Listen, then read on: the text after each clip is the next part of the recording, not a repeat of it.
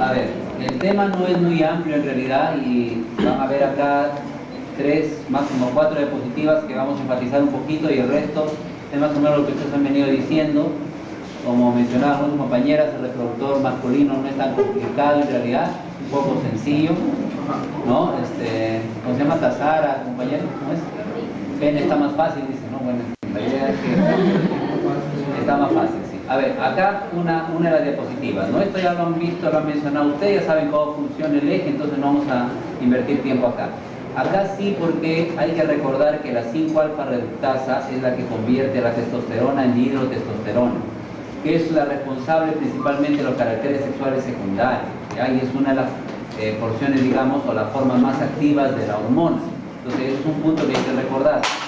Lo otro es que el mecanismo de acción necesariamente utiliza receptores de andrógenos que están a nivel citosólico, como de todos los esteroides, que están unidos a proteínas de shock térmico, ¿no? A las llamadas chaperonas, y que tienen que separarse para que pueda formarse el complejo. Acá no están separadas, acá sí, el complejo hormona-receptor, que es el que va a ingresar al núcleo. Una vez que ingresa al núcleo, sucede parecido a lo que tiene lugar con las hormonas tiroideas. Se requiere la presencia de coactivadores para que se pueda producir el proceso de transcripción.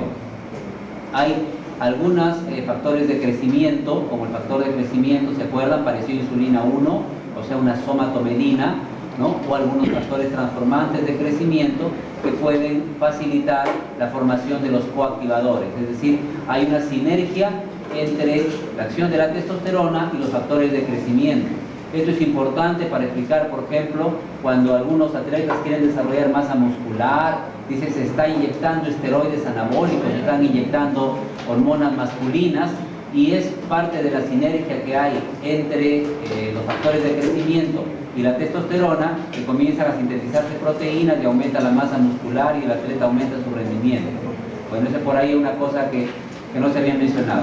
Esta es otra que también es algo conocido, pero que no les escuché explicar. Hay que darle una explicación a esto respecto a la importancia de la fructosa nutritiva a partir de las vesículas seminales, la importancia del fibrinógeno, ¿no? Que se va a convertir en fibrina dentro de la vagina de la mujer, en el fondo del saco vaginal, y se va a convertir en fibrina gracias a la activación de algunas enzimas procoagulantes que vienen de la próstata. Entonces, cuando hablamos de semen, sabemos que aparte de los espermatozoides hay una serie de secreciones prostáticas seminales. Bueno, los glóbulos uretrales son básicamente lubricantes que proporcionan un medio alcalino que ayuda contra el pH ácido de la vagina, proporcionan nutrientes, ¿no? Proporcionan fibrinógeno que forma un coágulo que mantiene a los espermatozoides quietos hasta que se ha podido neutralizar un poco el pH ácido, y luego una enzima, una fibrinolicina, se activa gracias al pH alcalino, neutro, y en ese momento se disuelve el coágulo y los espermatozoides dentro de la vagina de la mujer comienzan entonces ahora sí a moverse activamente y ingresan en busca de generar la fertilización. En esto son ustedes más expertos que yo, algunos hasta por práctica probablemente. Entonces, la idea es que la respuesta sexual humana es un proceso vasocongestivo y eréctil, ¿no es cierto? O sea, es un aumento del flujo sanguíneo a nivel de los cuerpos cavernosos, ¿no es cierto? O a nivel de las paredes vaginales, fundamentalmente el tercio externo de la vagina, de tal manera de que cuando se llega a la fase de meseta, ¿no? Cuando los cambios se han vuelto máximos, entonces la congestión peniana, ¿no? La vasodilatación y la congestión en los cuerpos cavernosos es máxima, la entrada de sangre es máxima y la salida, el drenaje es pequeño, y eso permite mantener la erección. Y por parte de la mujer, pues obviamente, aunque aquí no esté tan claro, se ha producido una congestión con un engrosamiento, sobre todo el tercio externo de la vagina, que va a permitir una aprehensión del pene durante el coito y una sensación más placentera, pues, ¿no? Y después el orgasmo, que saben ustedes que básicamente son contracciones clónicas que pueden ser de los músculos que rodean a los genitales, el isquio cavernoso, el bulbo cavernoso, el mismo elevador del ano. Por eso hay orgasmos, ¿no? Relacionados con esta región, tanto en mujeres como en hombres, aunque sean peinadores, en fin. Y hay también, ¿no? Orgasmos relacionados con la contracción uterina, ¿no? Después, obviamente, el papel del clítoris, ¿no? Como el papel de la próstata, ¿no?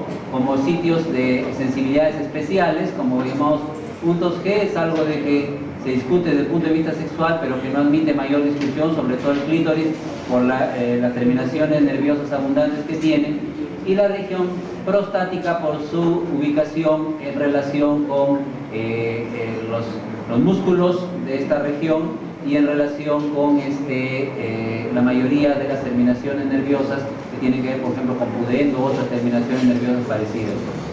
Esa es la respuesta sexual humana, ¿no? Ya saben ustedes que la plataforma orgásmica en la mujer permite, digamos, la repetición de orgasmos, y habitualmente en el hombre se necesita un periodo de resolución para luego volver a iniciar una nueva excitación y una nueva plataforma orgásmica. Y lo que nos interesa más hoy día, que era lo que han mostrado sus compañeros, ¿no? La importancia de que cuando hay en la arteria dorsal del pene un fenómeno de vasoconstricción que está mediado básicamente por estímulos simpáticos, por ahí la nicotina que activa la liberación de noradrenalina y adrenalina, mantiene esto contraído, bajo presión de llenado y por lo tanto flacidez en el pene, órgano urinario, mientras que la dilatación, mediada principalmente por el óxido nítrico, ¿no? Que responde a estímulos colinérgicos en su liberación. No hay que olvidar acá que los estímulos colinérgicos van a actuar en el endotelio, en los receptores muscarínicos del endotelio, y esa activación va a generar que a partir del endotelio se active una óxido nítrico sintasa y se produzca óxido nítrico que va por vía paracrina a actuar sobre el músculo liso.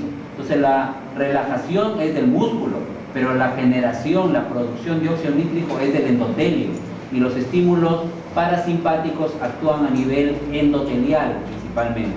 Ahora, hay respuestas, claro, a nivel de un sistema que se llama no colinérgico, no adrenérgico, que vamos a ver en unos minutos, que también colabora a la vasodilatación, al aumento del flujo sanguíneo y a la erección.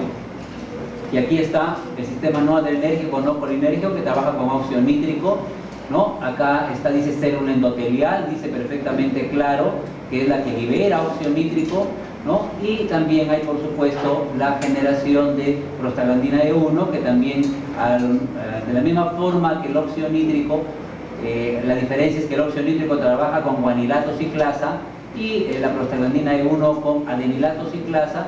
Igual, al final lo que hacen es activar, ¿no es cierto?, proteínas dependientes de AMP cíclico, de GMP cíclico, que disminuyen el calcio. Disminuyen el calcio, ¿no es cierto?, porque lo secuestran en el retículo sarcoplásmico, porque activan bombas que eliminan el calcio del músculo liso, o porque bloquean canales de calcio para que este no pueda ingresar. Y además hay relajación porque se activan canales de potasio para que el potasio salga, se hiperpolarice el músculo liso y no haya contracción. También se activa, gracias a estas vías del AMP cíclico y el GMP cíclico, una miosina fosfatasa,